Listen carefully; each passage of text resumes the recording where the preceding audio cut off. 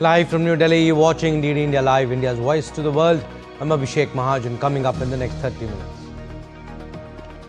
Planned summit between Trump and Putin put on hold on Tuesday after Russia rejects ceasefire. Trump says don't want to have a wasted meeting. No, I don't want to have a wasted meeting. I don't want to have a waste of time, so I'll see what happens. US Vice President voices great optimism for Gaza truce on Israel visit. Israel's army confirms remains of 2 more hostages handed over by Hamas identified. US government shutdown hits 21-day mark with no end in sight. Trump tells Democrats no meeting over shutdown until government reopens. Republicans acknowledge new stopgap funding bill likely needed. India's weather department issues red alert for several southern states, including Kerala and Tamil Nadu. All schools and colleges closed in Puducherry and Karaikal due to heavy rains prediction.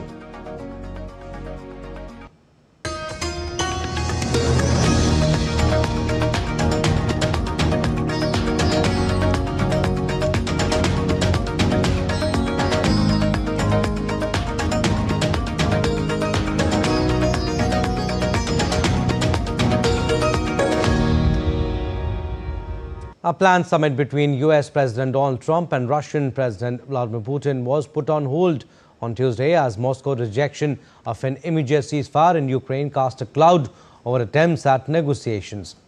A senior White House official said there are no plans for President Trump to meet with President Putin in the immediate future. This comes after Trump announced he would meet Putin in Hungary within 2 weeks or so to bring an end to the conflict in Ukraine, but Putin has been unwilling to consider the concessions. Russia reiterated its long-standing terms for a peace deal in a private communique known as a non-paper that it sent to the US last weekend.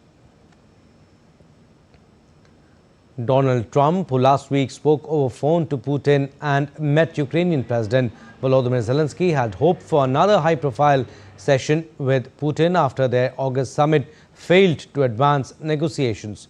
But the two sides postponed a preparatory meeting between Rubio and Lavrov that had been expected to take place in Budapest on Thursday. And US President Donald Trump said on Tuesday, when asked why his planned summit in Hungary with Russian President Vladimir Putin was put on hold, said he did not want to have a wasted meeting. No, I don't want to have a wasted meeting. I don't want to have a waste of time, so I'll see what happens. But we did all of these great deals, great peace deals. They're all peace deals. They're agreements, solid agreements, every one of them. But this one, and I said, go to the line of battle, the battlefield lines, and you pull back and you go home, and everybody takes some time off because you got 2 countries that are killing each other. You got 2 countries that are losing 5,000 to 7,000 soldiers a week. So we'll see what happens. We haven't made a determination. Now, Russian Foreign Minister Sergei Lavrov said he is in contact with his US counterpart Marco Rubio to discuss the possibility of a new Trump-Putin summit, but douses hopes for a swift preparatory meeting to finalize the talks. We discussed with Marco Rubio the current situation as it stands today and how we can prepare a version of the next meeting agreed upon by the presidents of Russia and the United States. We agreed to continue these phone contacts to better understand where we stand and how to move in the right direction.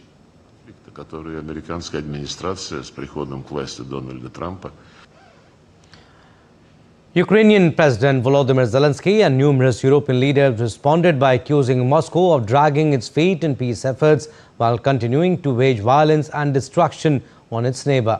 Zelensky said on Tuesday that Russia almost automatically became less interested in diplomacy due to the postponement of a decision by the US administration on Tomahawk missiles for Ukraine.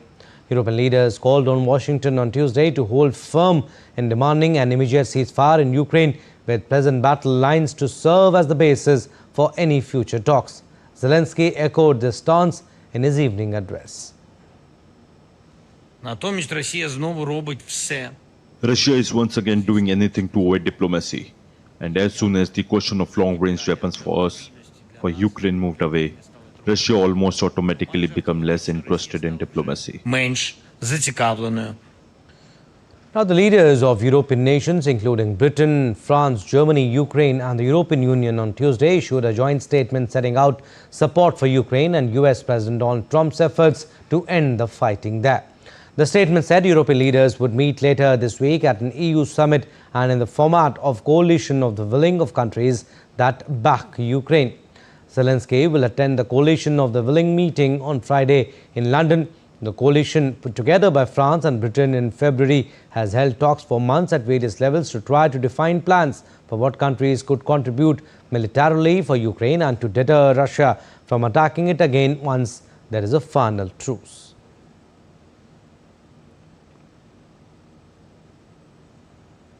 And US Vice President J.D. Vance voiced great optimism over the US-brokered Gaza ceasefire between Israel and Hamas, saying its success will depend on constant monitoring and supervision.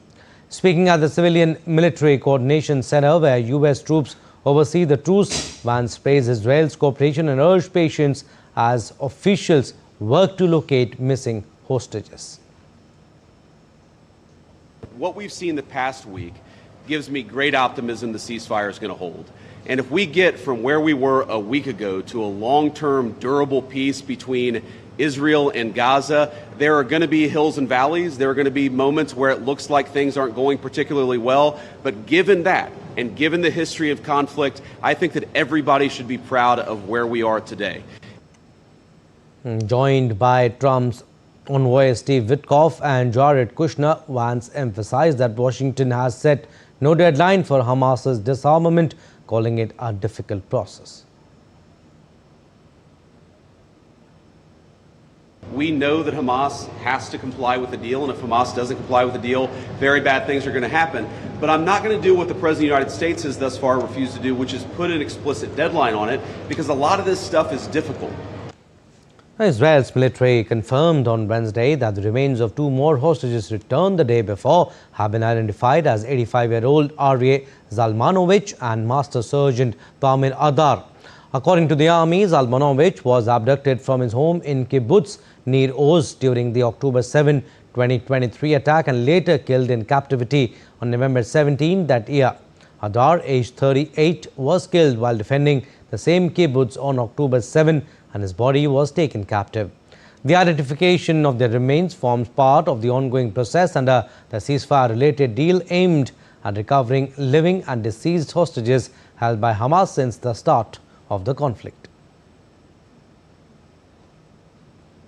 And after 2 years of Hamas captivity in Gaza, a freed Israeli hostage Avinatan Or returned on Tuesday to his home in the Jewish settlement of Shiloh in West Bank.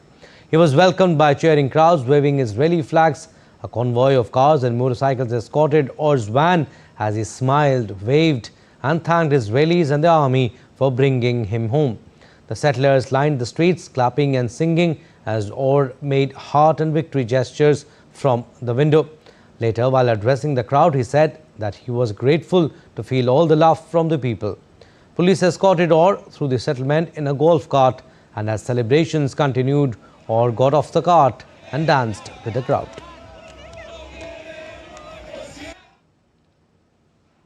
Alright, still to come on this edition of DD India Live. Govardhan Puja, also known as Annakut Puja, is being celebrated with devotion and joy today. India-Australia joint exercise Ostra Hind 2025 strengthens counter-terrorism ties. And La Liga cancels historic Barcelona via Real match in Miami amid domestic backlash.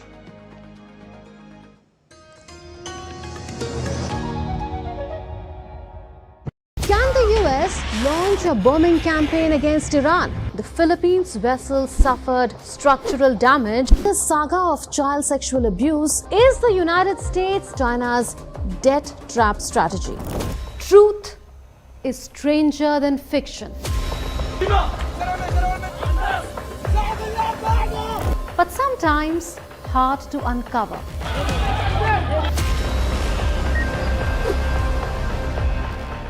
Trust us to tell the truth unadulterated and pure of every story that matters to you. Exactly what save your country. You read between the lines, cut the clutter, and connect the dots to get you the full picture. Watch Connecting the Dots at these times with me, only on Welcome back. You're watching DD India Live. I'm Abhishek Mahajan. Some more stories. A tragic road accident in Uganda has killed 63 people and after two buses collided head-on early Wednesday. The crash happened just after midnight on the Kampala-Gulu highway during an overtaking attempt. According to police, all passengers on both buses died and several others were injured. Authorities are investigating the cause of the accident. Emergency teams responded quickly to assist survivors and clear the wreckage. This is one of the deadliest road accidents in Uganda in recent years. As the US government shutdown stretches into its fourth week, tensions between Democrats and Republicans are hardening, with both sides blaming each other for the growing crisis affecting federal workers and public programs. Republicans urged Democrats to reopen the government first, and Democrats demanded action to fix the ACA crisis before ending the stalemate. Meanwhile, US President Donald Trump said he will not meet with Democratic congressional leaders unless the ongoing government shutdown ends. They're not negotiating. What they're doing is saying they lost the negotiation when we got the great big beautiful deal done. They lost that negotiation. Now they're saying, well, we want to get some of the things we lost. But the problem is the things they lost are very bad for our country. We don't want to have people come over from all over the world, from prisons and all, and have them have their health care paid for. We want to take care of people that are here, that are American citizens and all. US President Donald Trump on Tuesday responded to a report that he is seeking $230 million from the Justice Department for legal costs tied to federal investigations against him. Trump tried to overturn his 2020 election loss to former President Joe Biden based on his false claims about voter fraud. Trump has filed 2 administrative claims seeking damages for alleged violations of his rights. Responding to the report, Trump said he is not involved in the request but would donate any money awarded to charity. It's a lot of money, and I don't, as you know, I didn't take it in the first 4 years. I'm not taking it in these 4 years either. But as far as all of the litigation and everything that's been involved, yeah, they probably owe me a lot of money. But if I get money from our country, I'll do something nice with it, like give it to charity or give it to the White House while we restore the White House. US federal agents carried out a joint immigration and customs enforcement crackdown in New York City's Chinatown neighborhood. ICE and its federal partners conducted a targeted intelligence-driven enforcement operation focused on criminal activity relating to selling counterfeit goods.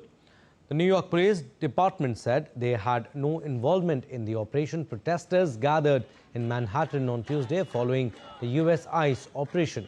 A line of police blocked demonstrators who were demanding the release of migrants detained during the ICE raid in Lower Manhattan. Protesters also gathered in Portland to demonstrate against the decision by a US appeals court that President Trump can send National Guard troops into the city. A 3-judge panel of the 9th US Circuit Court of Appeals granted the Justice Department's request to put on hold a judge's order that had blocked the deployment while a legal challenge to Trump's action plays out. And US President Donald Trump lit lamps at the White House on Tuesday to mark the festival of Diwali, celebrating the occasion with Indian American members of his administration and other community figures. US President praised Prime Minister Modi, calling him a great person and a great friend. Key figures including FBI Director Kash Patel and Director of National Intelligence Tulsi Gabbard joined the gathering to celebrate the Festival of Lights. A traditional brass 5-wick lamp stood on a flower-decked table in front of the Resolute desk as Trump read a message highlighting the spiritual meaning of Diwali. Trump said that the lamp symbolized the victory of light over darkness, knowledge over ignorance, and good over evil.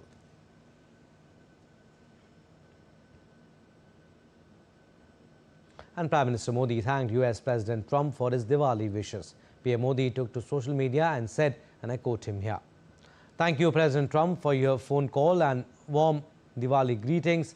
On this festival of lights, may our two great democracies continue to illuminate the world with hope and stand united against terrorism in all its forms."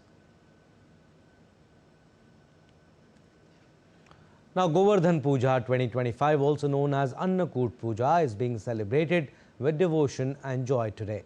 Govardhan Puja is observed on Pratipada Tithi of Shukla Paksh in the month of Kartik.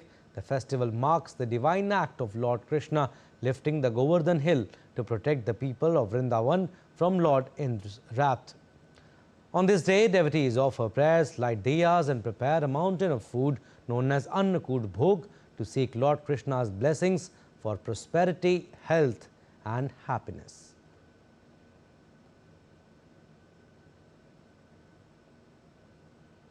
In Gujarat's Ranchodurai temple in Dakora, a unique custom of looting takes place after the Govardhan Puja and Annakut ceremony is held, where offerings are prepared and offered to the deity.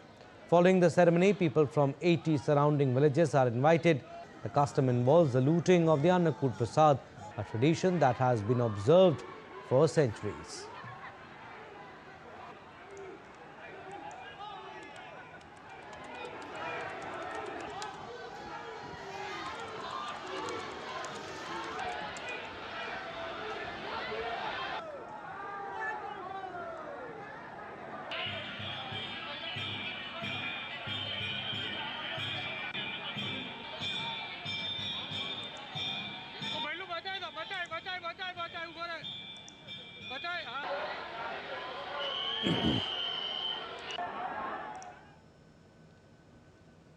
Prime Minister Modi extends greetings on Gujarat New Year on social media platform X. PM Modi said, and I quote him here, "New Year greetings. May the new year beginning today bring happiness, peace, prosperity and joy into all of your lives. Heartfelt best wishes. May the hardworking people of this fertile land of Gujarat and its rich culture become even more vibrant.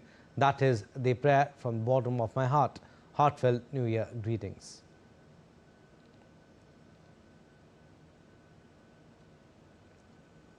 The Pushkar Animal Fair is commencing from today. Preparations are complete for arranging facilities for animal herders, traders and devotees attending the fair. The sandy dunes, deserted throughout the year, are beginning to come alive from 30th October to 5th November. This year, the Pushkar Fair will be presented in several new ways. For the first time, a camel and horse show will be organized with BSF personnel showcasing the camels. A major attraction at the fair this year will be the Mr. and Miss Rajasthan competition, which is being held for the first time. No VIP passes will be issued to any guests or officials this year. The Bollywood night at the fair will feature the singing duo of Roop Kumar Rathod and Sonali Rathod. For the convenience of animal herders, an online plot booking system has been introduced this year.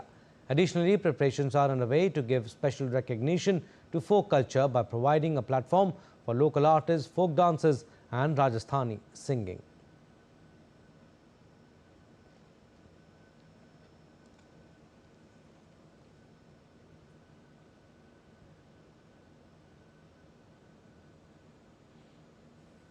India's Union Minister for State for Skill Development and Entrepreneurship, Jayant Chaudhary, met Philippine Secretary for Department of Labour and Employment, Bienvenido Laguesma, on 21st October in Manila.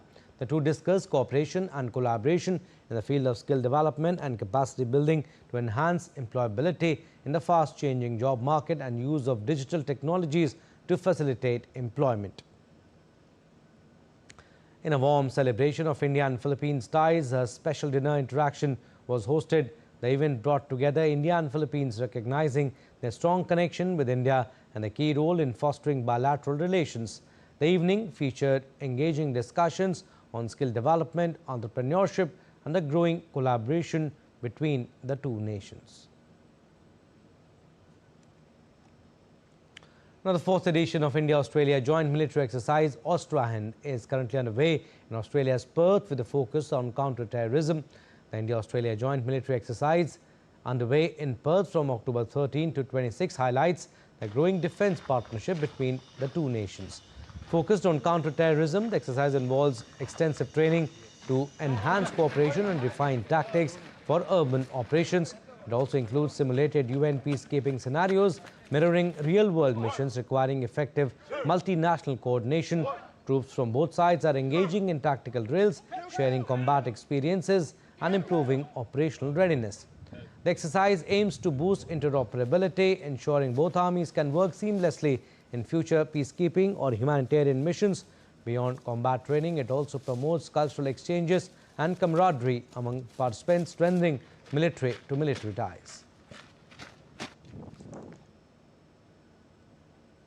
The Indian Navy is holding the second edition of its biannual Commanders Conference 2025 in New Delhi from October 22nd to 24th. This high-level meet comes in the wake of Operation Sindoor and the Navy's heightened operation tempo, underlining its focus on combat preparedness, interoperability and joint operations with the Indian Army, Air Force and Coast Guard. The conference brings together the Navy's top leadership to assess combat readiness, strategic planning and coordination across services, especially in the Indian Ocean region and Indo-Pacific. Discussions will focus on advancing maritime security, leveraging emerging technologies like artificial intelligence, big data and machine learning, and strengthening indigenization under the Make in India initiative. The Navy's role under the Mahasagar, that is mutual and holistic advancement for security across all regions initiative, will also be reviewed as India aims to position its Navy as the preferred security partner in the region. The conference is poised to shape the Navy's future roadmap in an evolving geostrategic landscape. Time now for some weather updates. The Andaman and Nicobar Islands in the eastern parts of the country may witness light to moderate rains and isolated heavy downpours until 27th of this month, with IMD predicting gusty winds in the region. Thunderstorms and lightning across states like Odisha, Madhya Pradesh and Chhattisgarh will be through this Friday. Among the western regions, the coast of Konkan and Goa as well as Marathwada are bracing for thunderstorms over the next 5 days. Meanwhile, in the north, the states of Himachal Pradesh and Uttarakhand remain engulfed with fog, while the lightning alerts continue until tomorrow.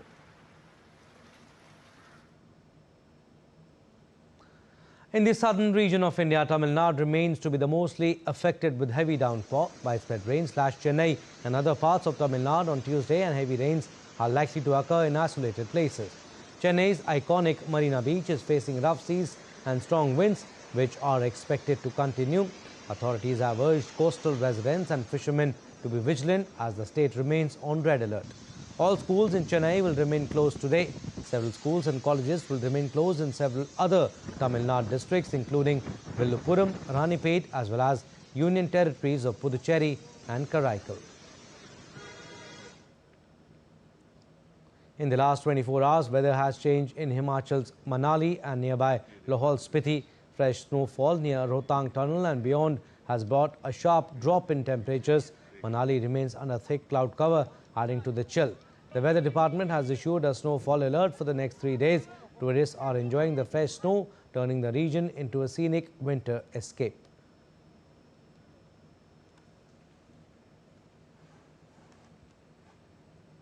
All right, sports updates now. We'll start with football. The planned La Liga soccer match between Barcelona and Villarreal in Miami has been cancelled.